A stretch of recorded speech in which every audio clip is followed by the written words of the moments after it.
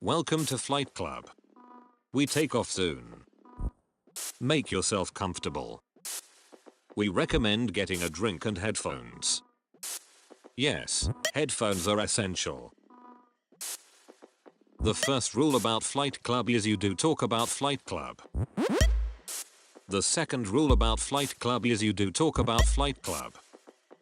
This flight will never stop.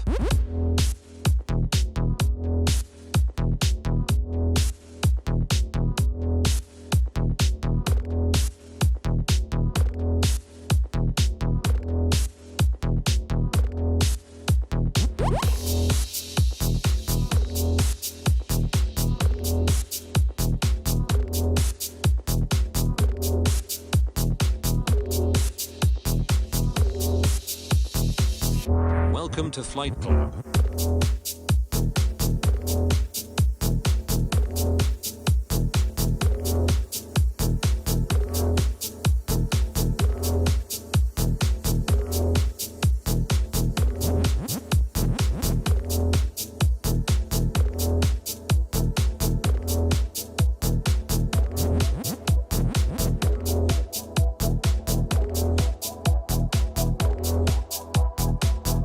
Welcome to Flight Club.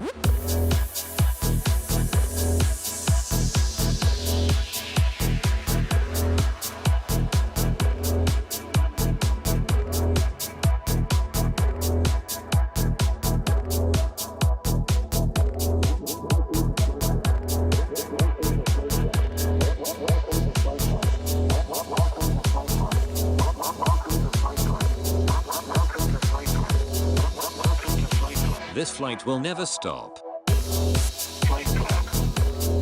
Flight Club. Flight Club. Flight Club.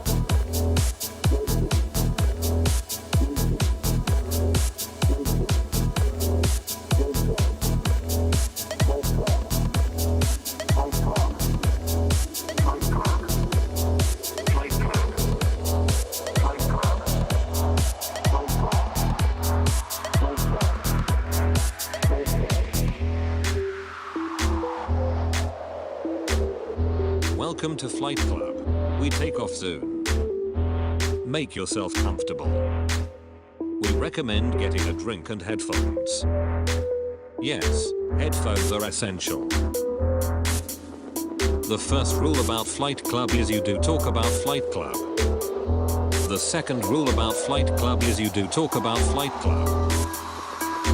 This flight will never stop.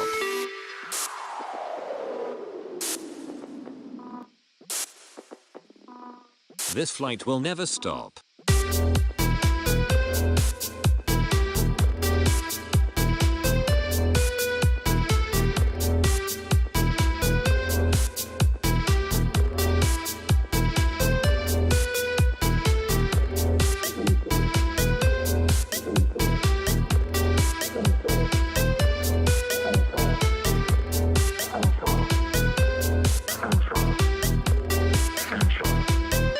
Welcome to Flight Club.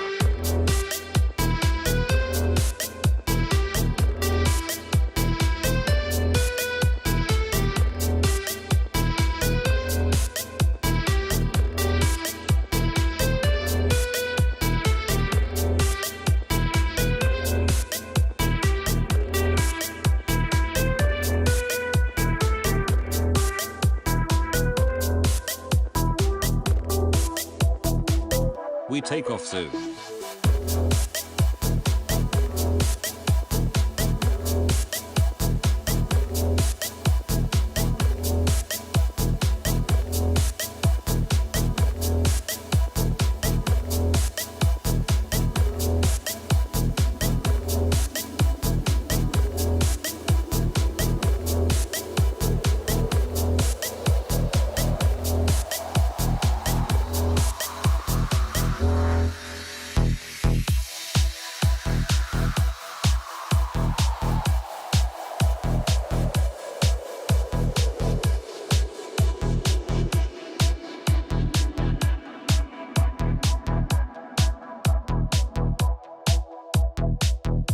Welcome to Flight Club. This flight will never stop.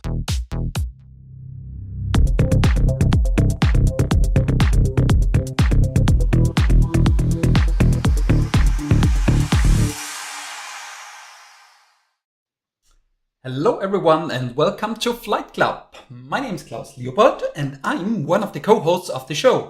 Today we have two practitioners and two fantastic guests where we talk about a lot of practical stuff around flight levels and more. But before we introduce the guests, over to you. Hello, everyone. Good evening and welcome. I see folks joining from all over the world. Exciting as usual to have such a lovely, diverse set of guests from all over the place. Yes, as Klaus said, we have a wonderful show planned for you tonight. We are talking to Ronnie Belmonte and Frank Heiner from Bosch, and they are going to be telling us all about interesting things that they have been doing inside their organization. So to give you a little bit of a teaser, and then I will introduce them to you, they have built something fascinating. What they've done is instead of starting kind of with an innovation project or some kind of transformation that begins with a restructure, what they've done instead is they've used flight levels to create a virtual organization where they can pull the skills and the capabilities, the teams, the people, the departments together in whatever constellations they need to be able to do their innovation projects and programs. So with that out of the way, you have some sort of an idea about what we will be talking about today. Let's meet our guests. Frank, can you tell us a little bit about your role? You were involved in kind of initiating and setting up some of this project. Tell us, what was your role? What was the context around this? Sure, Cliff, thanks. Hello, everybody. I'm calling in from Bosch in Vienna. But the story of today actually goes back to the time when I worked in Curitiba, southern Brazil, as part of the powertrain solution division of Bosch. And that's where actually my good old colleague Ronnie still is. So what we did there is we created a customer-centric mini company, which we call CCCs, customer-centric company. We did this within a global corporation, but we did not change a single org chart. We did it completely virtually, so that all the team members stay in the original departments. Very cool. So yes, lovely to meet you, Frank. We are going to talk lots more about all kinds of interesting things. But before we go too far, let's meet Ronnie Belmonte. Ronnie, you are coaching in this context, and you are helping a number of the teams evolve. You've been there since day one. You're on the ground in Brazil with everybody. Tell us a little bit about your role and what you've been doing in this space. Hello, guys. Yeah, as Frank told, I live in Brazil, so Curitiba, south of Brazil, and I'm doing this part of facilitating and moderating the ceremonies and everything that goes around the CCC, this virtual company. That's my job, the coach of coaching the company itself in this agile journey and all of those paths. Very cool. Well, lovely to have you with us this evening. Cool. So before we get too far into the topic, I want to just remind everybody, if you enjoy what we do here, something that would really help us out, hit both the subscribe and the like button on this video. If you hit the bell next to the subscribe, you will also get notifications when we release future videos and content. Yes, and we would love to have you tell your friends and family, your colleagues and co-workers, talk to them about what we're doing here, come join us for a future session.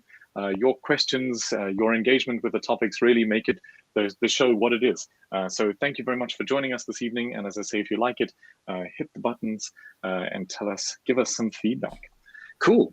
So we have assembled a wonderful team of folks to talk about some interesting things this evening. So my understanding from the conversations that we've had in preparation is that the core of what you were trying to do here was bring together a number of folks from different specialities and domains to try to focus on some new key customer needs that were emerging.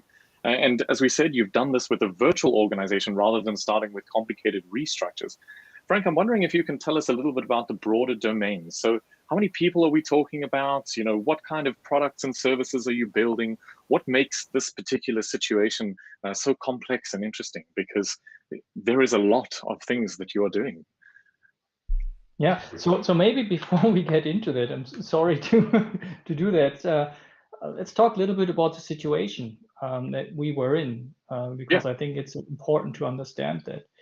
So we are a rather small entity of a global enterprise, and we needed to achieve a certain critical mass revenue in order to be sustainable longer term. So we got ourselves this this revenue target and tried for a couple of years to find new business, new projects, to bring them into maturity in order to really cash in the revenue. But somehow in the ways we normally did that, it didn't work. So the deadline of reaching this revenue came nearer and nearer, and we were still thinking that how will we get there? The projections were not very promising. And then we realized we need to really have responsibility from end to end. And we have a lot of opportunities in the market, but how to get there? And then we thought, let's do something drastically different. Let's put together a few people, a coalition of the willing and the ambitious people, and try to get there. It sounds very interesting. Maybe you can tell us also, Ronnie, tell us a little bit about the context. So, you know, you're building, from my understanding, part of big machinery. There's things in the software space. There's manufacturing. All of this. Give us a couple of examples of the sort of things that you're making. Yeah. So inside of Bosch, we are part of what we call it Bosch Mobility Solutions. So it's basically solutions for mobility. Especially here in our plant, it was almost basically going to the powertrain and especially into diesel engines and diesel injection systems. So we are talking about automotive business, hardware people, engineering, mechanical and electrical engineers. Most of people are likely there. We're talking about the automotive systems and projects that take around 3, 4 to 5 years to go live, because of all the legislations and all those things that we have to fulfill. And we're talking about a company that now is looking abroad, so it's growing in everything that goes with mobility. So let's say the agriculture, there is mobility out there, but there's a totally different business. When you go into digital business related to mobility, so it's mobility, but it's a totally different business. On the agriculture, you cannot wait 4, 5, 6 years to deliver something to the guy who's on the field seeding and harvesting. He will not wait for that. So that's why we come to this point, looking into the BAPO approach. We started to, so new business, new ways of working, and let's change the organization as well, but not as the org depth chart. Let's let's bring the people here first and work as we thought that we should work for each of those businesses. Yeah. Sounds And very I think cool. Frank, were you going to add something? What was really important for us is we wanted to basically put the one and only important thing into the center of our mind, which was a customer. That's why we also gave ourselves the name customer-centric company. So we started out with a workshop using lean design principles to really make sure we only make things that add value for the customer. That sounds like quite an interesting challenge to solve and a very important thing to focus on. I like that. I'm curious, Frank, could you tell us a little bit about how did you go about getting support for this? Because, I mean, you talked a little bit about how it initiated and how it started up. But I imagine that in a larger organization like this, there was some, sort of inertia around the current way that we work, and there is for sure some change involved. So how did you handle this? How did you get some folks on board and build the support that was needed? First thing, as I mentioned, we got about 4 or 5 people together, cross-functional, cross-hierarchical team, and we thought, okay, do we all understand what the urgency is here, and what is our vision of what we want to achieve? So we created a change vision, and then we also looked around and said, who do we need to add on to this, and who do we think is most favorable to these kind of discussions, also in all ranks. So we created basically a movement, and at the right time, we then presented this to the various levels of management.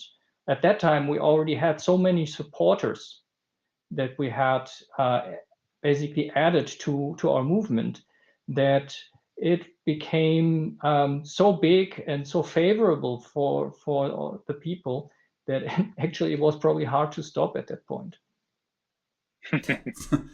Sounds like a good actually problem cool. to have.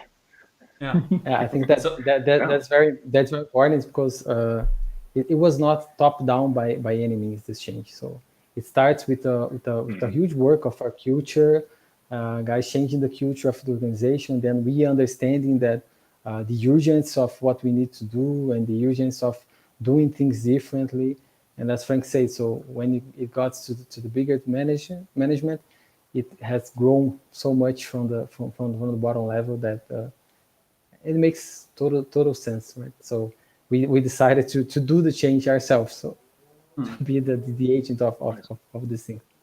Yeah, yeah. I mean, I can imagine that it's not too easy to change as a subsidiary, right?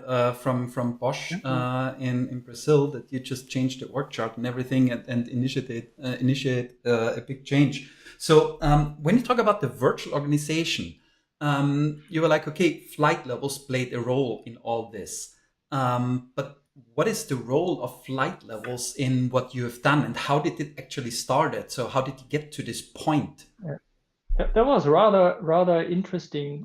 For years, we had kind of professionalized the innovation management. We had intra startup teams using all the agile methods, and everything went really great within a given project. But then we thought, if we want to create a system around this, like to manage them, how do we do that? We didn't want to start drawing org charts with boxes and lines, but somehow they need to be organized. And then we came across the flight levels training where we met you, Klaus, and I think that did exactly answer our question of how to make those teams to communicate with each other, align with each other, and to have a common set of targets. Yeah, I remember this was in Sao Paulo some time ago. Right. Yeah. And when we talk about the virtual organization, so I mean, from the flight levels, we have flight level 1, which is the operational level, flight level 2, which is more like the end-to-end coordination, flight level 3. So what was actually what you were doing? So what I remember, flight level 2 played somehow a special role into this. And is this somehow correct that you're organizing people around this flight level 2 kind of thing? Yeah. So we have 3 levels, 1, 2, and 3. 3 is a board, strategic board, who has these strategic lines and all those things. And then we go to the 2. So flight level 2, we divide it by the business, for the different business, and we call it this business clusters, which we have likely digital business, electrification, agriculture, mobility on and off highway, and we have 6 in total. So for portfolio localization, and the other one is aftermarket. So each one of those has a different way of working, a different business, different types of customers, different guidelines, and everything else. So we gave to this flight level 2, to this cluster, to these leaders of these clusters, the autonomy to change the process and change the everything that it needs to be changed to have success into that. And then they have the inside of them the level 1, which are the teams and startups operating, all of them integrated to them. So one of the things that I like it most is that when one of those clusters did not have so many projects or so many ideas or something like that, they call the company itself. They say, look, electrification has its own projects, aftermarket has a full pipe of projects I don't have into my cluster. Then we say digital business. So it says to the CCC that we needed to focus our market scout and our ideation process and the new ideas into the cluster digital business. So then we as innovation, we provide ideas which will be incubated into this business, and then all the ideas was born likely with a probably happy home inside of the organization with support and linked with the strategy. So they are more mature now, and that happens which any of those clusters, and they have the autonomy, they have freedom to move people inside. So let me say, let me you can use this member of my team for other cluster, because we are all inside of this CCC. The company is bigger than the clusters itself. That's really cool. Actually, so what you're doing is that was of interest for the customer is in the center, and the rest is around, more or less. So you are exactly. not, but you did not do the reorganization. So honestly, I learned the term virtual organization from the conversation we had, and when you presented what you've done. And since I heard about this, you built this virtual organization. Well, I actually use it in all of my workshops and everything, and I always give credit to you, which is important here. But I really like this concept. So, I mean, it's quite hard to change the org chart, and in the end, even when you change the org chart, you end up in some other silos, and you still have some problems. So there is no perfect organization, and yeah, that's really cool. Cliff, what about you? So there's a question from the audience, actually. Gaetano Mazzanti is asking. He says, not sure if I understand if this movement thing means things were already happening and having an impact before presenting ideas to managers, or what's going on here? Yes, well, that is the secret about it. We did a kind of like a stakeholder analysis. We looked at the different people in different hierarchical and functional positions and thought, who do we need on our site? Who is easiest to pull over onto our site? And we started talking to them kind of like a little bit in private to warm them up for the idea. And so, yes, the movement was going on until we then had our official first presentation to basically a full room of managers, of which we already knew that, let's say, 20 to 30% were already on our site. I think what's important is that, as Frank said, we are already working with the agile methods. We are already likely incubating some of those projects.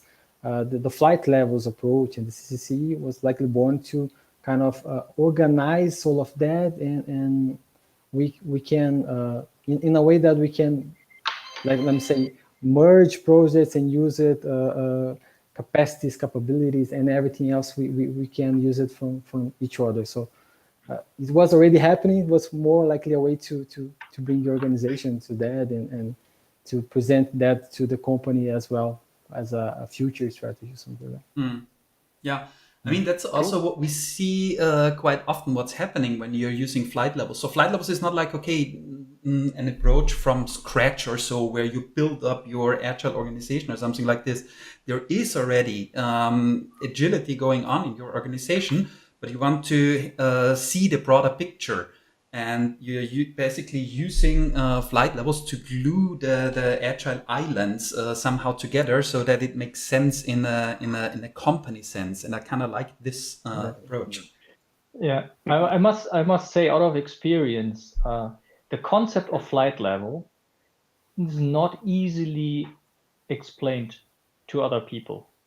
So when we were giving our pitch and said, well, the way of organizing ourselves will be along a new concept called flight levels, we saw a lot of raised eyebrows. What are flight levels? What are you doing? Because in the end, we want their money, right? So we want some money to work with. And so you give money to a person that you trust. And if somebody talks to you in a different language, like flight levels, you need to do a lot of work to convince the other side that this is a new concept, and it most likely is going to work. We can't guarantee, but it sounds really intriguing enough to give it a try. And yes, please give me your money to try it. It sounds cool. I think this is reminding me of we were talking with Matthias Fernandez at Swisscom a couple of months ago on Flight Club, and he was saying something very similar to what I experienced, and I've said it a couple of times about my work at Spotify, is that if you go and ask people at Spotify, are they using flight levels, they will say no, because they don't know of flight levels. But what they do have in many cases is something that looks quite similar to flight levels in many of the tribes and departments in different areas. And so the way that Matthias framed it, I really liked, was saying that for him, it's a thinking model to help him understand how things work. But it doesn't necessarily have to be that, you know, people understand that it's called flight levels. If it's working for them and they call it something else or however it is, this is totally cool. So yeah, just an interesting thing from my experience of having done some of this as well. Cool. So before we carry on, I want to take a quick moment and remind everybody that you can ask your questions in the chat, just as Gaetano has done a few minutes ago. If you shout out in the chat, we will try to weave it into the conversation, and the conversation as a result hopefully gets a lot more interesting. So yes, give us a shout if you have something that you would like to know about. Cool. So Ronnie, I'd like to ask you a couple of questions actually. I'm curious to understand in your world, how does a sort of a typical cycle work? In my head, it's sort of, you know, usually in some sort of there's a start, a beginning and an end sort of sprints or some kind of quarters or months or years or whatever. Tell us, how does this look in your organizational context, and give us some background of what happens at each stage. Mm-hmm. So it's on the background of Frank's hat, actually, that funnel that you can see out there. It's likely our purpose, yeah. And how it works looking into the company as well. So we have this innovation. It's not it's a department, but it's likely what we say a virtual company. So we have this innovation area which fuels the CCC. So their job is to give to the company good ideas and ideas mature enough to be incubated.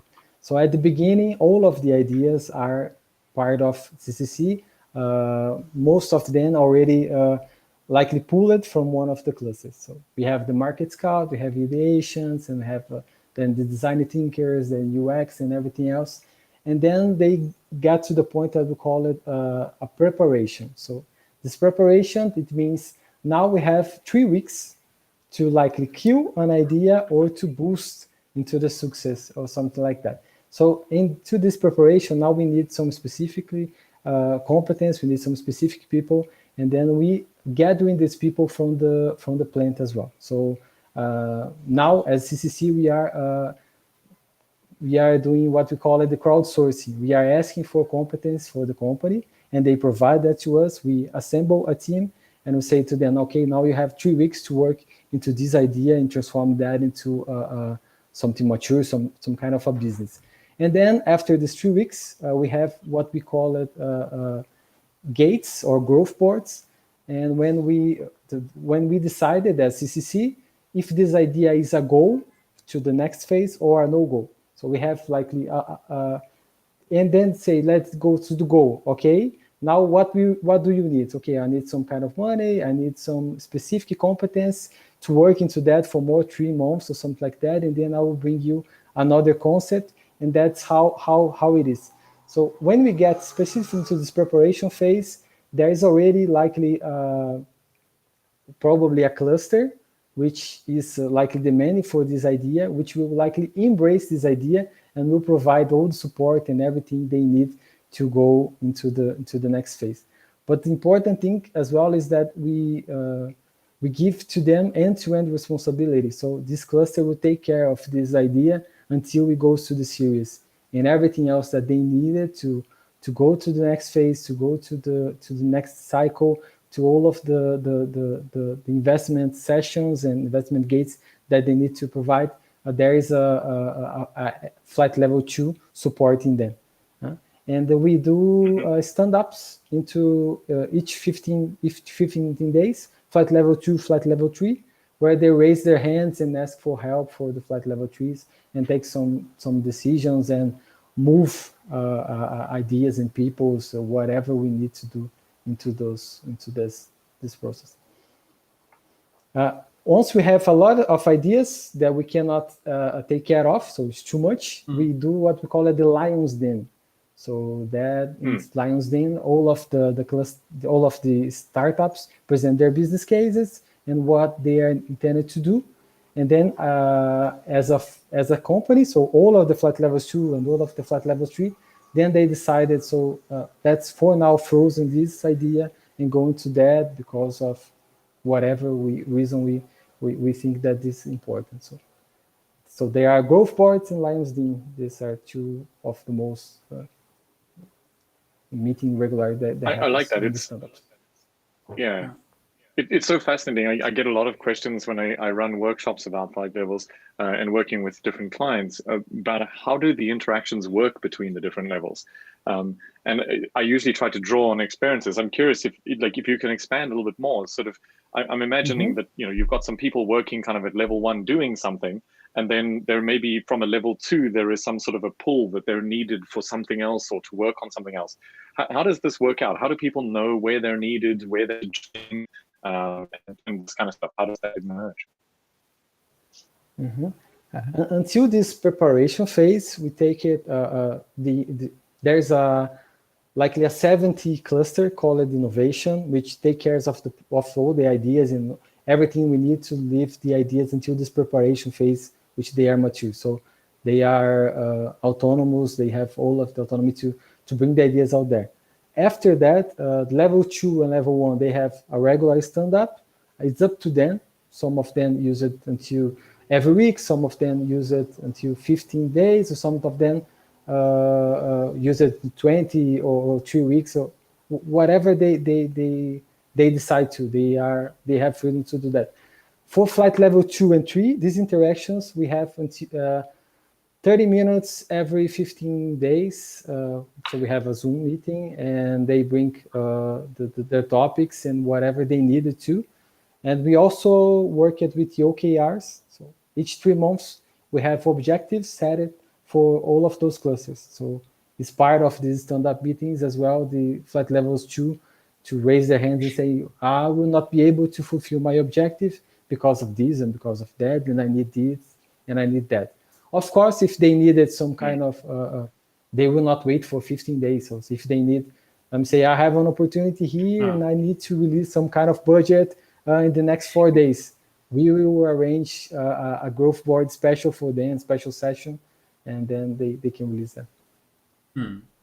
Yeah, that makes That's really cool. Sense. It sounds like it's very adaptive and responding to new information as it emerges, which is like that's such a key factor for me in all of this. It's like I see so often companies wanting to have agile teams for things, but then you're having agile teams, but then you're still doing a Gantt chart and executing a plan, and nothing ever changes. So I'm kind of wondering why do you have all of these meetings to sort of understand if everything is going on track if you're not going to adjust to the new opportunities or the problems that emerge? And so it's cool to hear how you're doing this. Yeah, cool. Klaus, I think you had a question. Is that just saying that the release budgets and everything else, they are released for the company and not specifically for the cluster. So all of them are part of the same company. So they have to talk with each other. They have to collaborate with each other. We don't want to create new silos inside of our company. So that's very often one of the clusters say, take my people here because on this quarter you generate more revenue than me. Or take my idea, do the next ideation for this cluster. I can wait until the next quarter, something like that. So that's the secret. I mean, I think that that's really a key factor, and I don't see this very often actually, because of course my idea is the best, my project is the best, so everything that's mine is somehow the best, and it's getting more tricky if there is even bonus involved, right? So yeah. And I think there is a question from Silke Boos. I guess you know her. She's a colleague of yours in Germany. Silke is asking about these ideas actually. So are there defined criterias where how you can decide which idea you're going for? Frank, you can. Yes, they are. So we and Ronnie, you will need to help me because my memory fails me of the details there. But Ronnie mentioned the Lions Den. So at every stage, every project or every idea will be judged according to certain criteria. For example, one of the big things is there strategic fit with our strategy or our search field? Is there a good product market fit? Is it innovative? Does it match our technological strengths? And then in the end, of course, what is the financial perspective? Is it going to be a good opportunity to make profit on this?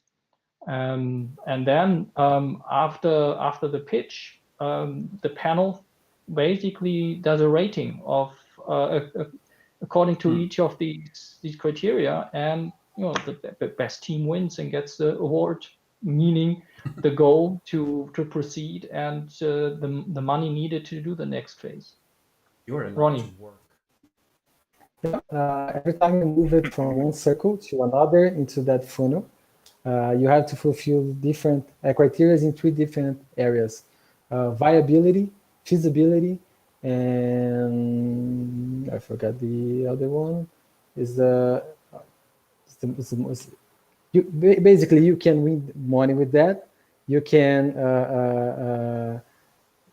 you can do that technical, and you can do and there's a market fit. There's desirability. So viability, feasibility, and desirability.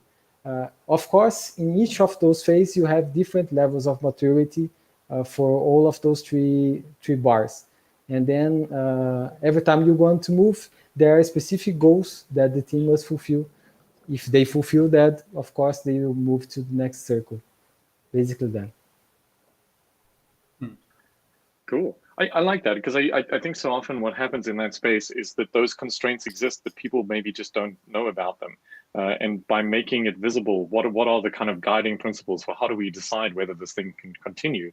It makes it so much easier for other folks to be able to contribute their ideas into the mix. But if the rules are somehow invisible, it's a little bit hard to know, like, how would I even pitch an idea? But now you're able to utilize the full brain power and capability of your whole organization, which I think is really, really, really powerful. And what I have a question also, from. Go for it. Yeah, what I also find so intriguing is that because we use the crowdfunding methodology, meaning that we ask people to volunteer to be part of those project teams, and even if it's only for 2 weeks, the ones who get through this, they understand much more about business in reality, about the market, about what counts in business. Then they go back to their day-to-day work, and they tell about their experience at the coffee corner, and then that raises the profile of our mini company. And there's a lot of people who say, okay, I want to try too, and we attract them as the next candidates. And so we build ourselves a name, a brand within the location, and people really have a positive emotional attachment to this. That's really, really cool. Yeah, I think so often I get this question from people is how do you kind of overcome this sort of resistance or kind of cultural change and this kind of stuff. And I think what you're doing is such a great example of how to overcome this. is that if you involve people in this and you give them information about why what they're doing is important, people start to see the importance in what they do. It's really not, I mean, I don't mean to make it sound easy, but it's not rocket science to do this. It is, of course, hard to do in practice, but it's really cool what you've done here. I like this. I have to really tell that it's great community. So it's basically a couple of thousand people acting like a family. It's not what you usually see close around headquarters of a big corporation. So it's a great we can and we will spirit, and it goes through all the ranks, because in the end it's mostly the managers who have responsibility for a certain department budget who will really hurt when one of the major players leaves for a few weeks or a month or so and helps somewhere else. But they're all in it together. I want to take a question from the chat here. Luisa Vivas, I think I'm pronouncing this correctly, says, these people that are clustered, the question, I guess, is what other responsibilities do they have, or they're focused on their cluster? How does this work for you guys? So the question is whether these are full-time people, meaning full-time in our virtual company versus their day job. So maybe Ronnie can answer that. Yeah, we would like to have all of them full-time, 100% of all their time, but it's not possible. So let me say in level 1, we got agreements. Let me say, I would like to have you with your expertise in this startup team working for 3 months, something like that. And then you say to me, I can work 100%, I can work 80% or something like that, or I can work 100% for 1 month or 2 months. Then we agree into what you can give to us, and then we assemble a team which is capable or have the everything that we need to deliver what we need to deliver into 3 or 2 months, into the time of period. So we manage that with each people. It's very hard to have 100% people all the time out there, but we looking forward to it, and we do as much as we can.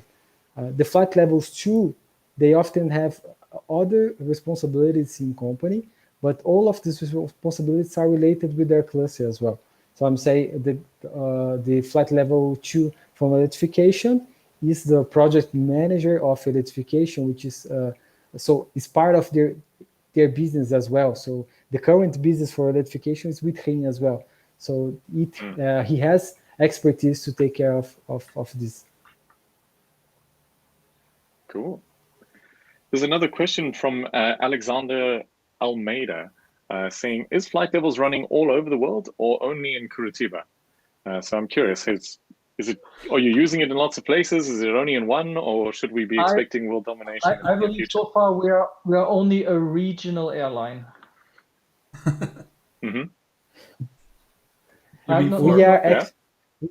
We are expanding, and that's the part which I'm most proud of. What we are doing is being noticed and everything else inside of the company. So the folks which work into the current business as well, it's not flight levels, but I would like to work more like the CCC works, and they are doing their innovation into the plant, into everything that they do, based on what CCC is doing and what we are doing.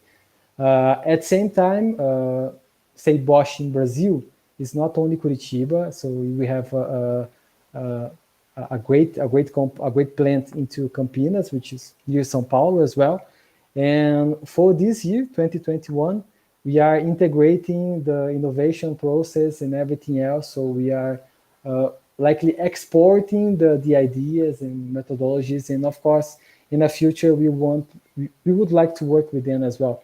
The thing that we are proud of this year for this crowdsourcing that we did into this first semester of working, we have people from other locations, Bosch, inside of Bosch, which is not Curitiba, especially from Campinas and our partners out there. So they are providing resources already. So to see how it works, we believe that we can influence Latin America and then worldwide. Why not? Yeah, and I think it should also be remembered that our CCC was only going live 1 year ago, and we first wanted to basically gain experience and also prove to ourselves that it works well, and then start the internal marketing to share it with other people outside of Curitiba.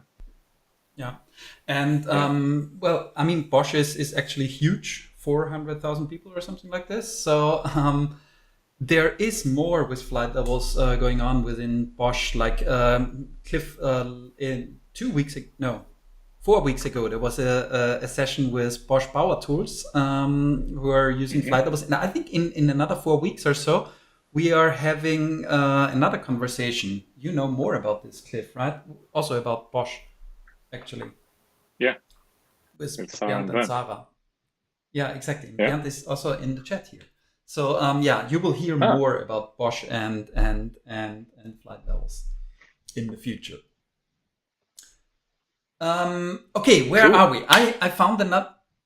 Do you want something, You had a Cliff, or question. can I? Okay, I found Go a for it. question. Dylan. Hi, Dylan. I like this question. So we were talking about that people are not like there was no org structure wasn't changed, right? So when people are not moving out of the current org structure, how do you manage all these meetings? Like meetings in the current structure versus meetings from the virtual structure. So yeah, what do you do about this? Or is this actually a topic? Issue? Yeah, this is.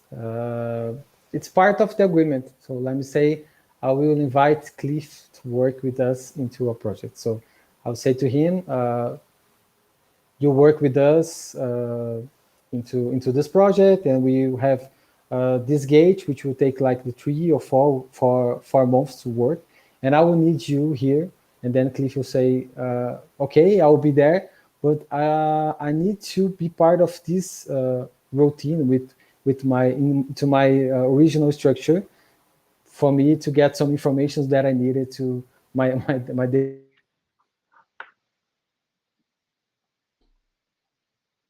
Oh, it's hanging up. But I think there's one exception to this is during our sprints. When we say we really want to see within 2 weeks whether an idea can be taken to the next level or we need to stop, then the idea is to really have the people there 2 weeks solid. Okay, seems like we lost Ronnie. Sure, he comes back. He has at least a smile. Maybe he's back. Cool. So we have only a few more minutes left. So I want to ask a little bit of some questions about the outcomes and sort of what's coming next. So Frank, maybe you can tell us a little bit about what some of the business effects have been and how is this perceived both by your customers and the leadership inside your organization? Well, starting with the leadership, I mean, everybody felt the need to do something in order to achieve our long-term target. I think typically as a manager, when somebody comes along with a good idea and you understand the concept and by that can gain trust in the proposal, then you're really happy and you will support it. So this is what we've done. And it's also that we, for a couple of years, we listened to our top management when they visited us so from headquarters, they visited us in Curitiba, and they were looking at what we can do in our plant. And they kept telling us, oh, you have so many great competencies. just go and find some new business for yourselves. Go out of your gate and look for business. And I think that was kind of like the wild card we also used. Well, let's then do it. Ronnie is back. Hi, welcome back. Ronnie. Sorry, the lights were off here. But thanks God for the battery. For the mobile phone through 5G. Cool. So we were just asking Frank about some of the business impacts and how it's being perceived within the leadership space. And Ronnie, I was wondering, you had a couple of great stories. I remember something about a thumb, and there was something else about planting in a sort of a strange manner. What were some of the sort of things that you learned as a result of being a little bit closer connected to the customer side of things by in this way of working? Yeah, that's something very nice, because into our original ways of working, injection systems, which are selling to engine manufacturers, which are selling to the truck manufacturers, which are selling to the fleet managers, and then it goes to the truck driver. When we go into let me say, to the agriculture and everything else like related to that, we have access directly to the guy who owns the seeder or the harvester or whatever it goes out there. And then one of the things that we need to do into this market is to deliver things to them, because most often they are not interested into all of the quality seals and everything else. So the Bosch brands, it's already enough for them. So what is important is that when the time comes, I will be able to seed or to harvest using your technology and will not let me down. And then as Bosch, we need now to go out there and to go there, know what really happens into the field. They really use their experience. And there, of course, a lot of things that happens out there that it's not that we don't know. We have no idea of something like that. For instance, in agriculture, we did a smart seeder system, so we call it IPS, Intelligent Planting Systems, which basically brings automatization to the seeding process. So in a way that you will not put two seeds into the space of one, and you keep likely the same distance between every seed and all of those things. And there's a system, and there's a display, and there are buttons, which when you go live, we discover that the thumbs of the guys who operated are bigger than 3 buttons that we do out there. So he was not able to likely turn off some of the lines because his thumb was too big for that. We never will understand that. Also, we never will solve that if we didn't take care, move into our ways and to deliver some kind of value to discover that. Another case is that there is a farm where they do the seeding process going backwards with the tractors. Well, that's something that we never think that's possible. Why someone will likely seed walking backwards with a tractor? But there is some kind of energy tower out there, and he cannot access going into the normal way. So he had to go backwards. And when you do that into our GPS, the GPS starts to likely spinning your car. In order to understand that you are not in front. So it keeps spinning, and we received the data from the field. It was likely some kind of alien or ovni or something like that, making some signals into spinning things into the field. There are things that happens. That's what it's fascinating. Yeah. Yeah, exactly. I love that, because you have to design for the context that they have where they actually work, and sometimes it's a little bit different to the lab. Cool. So,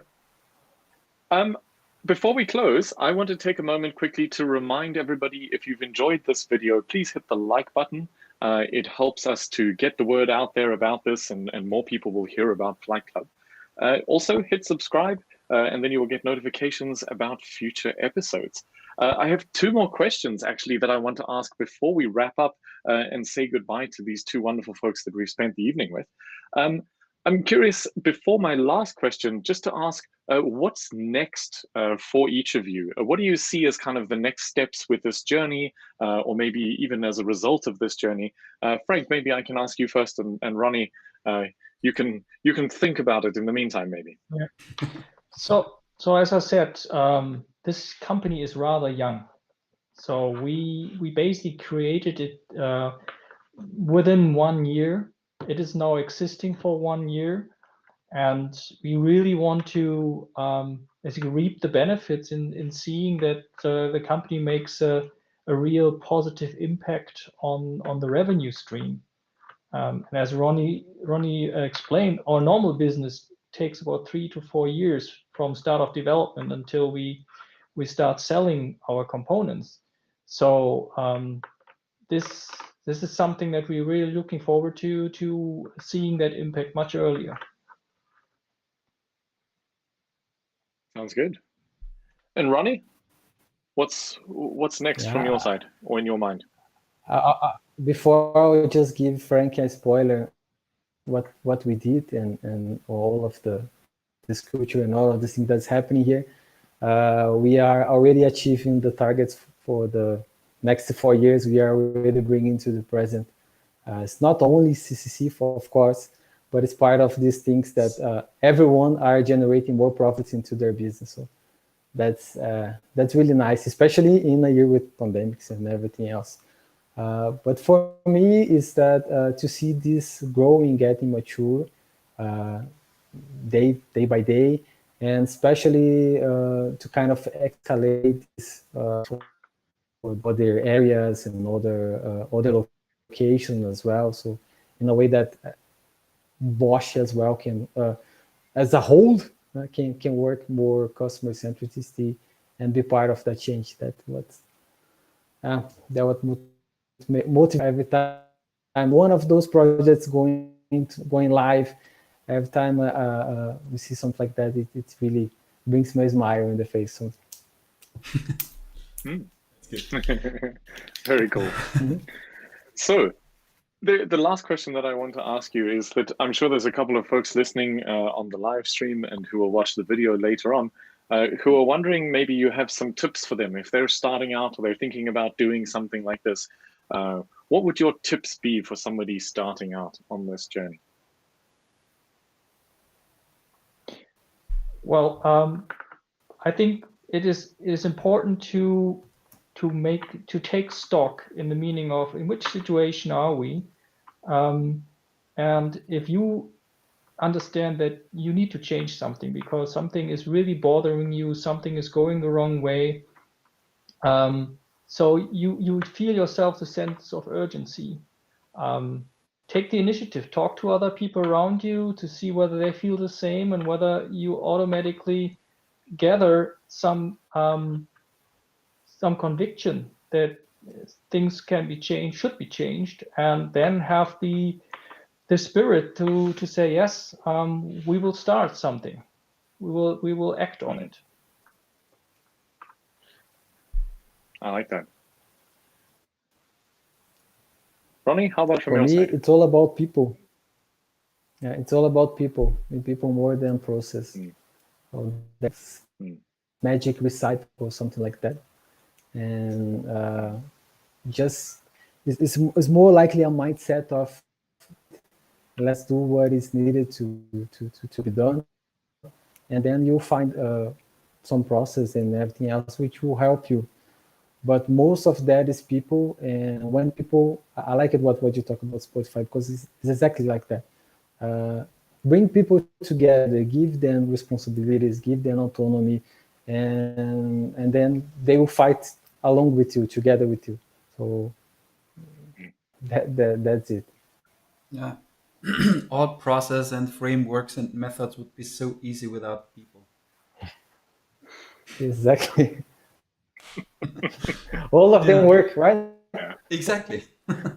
There's just people. Yeah. Cool.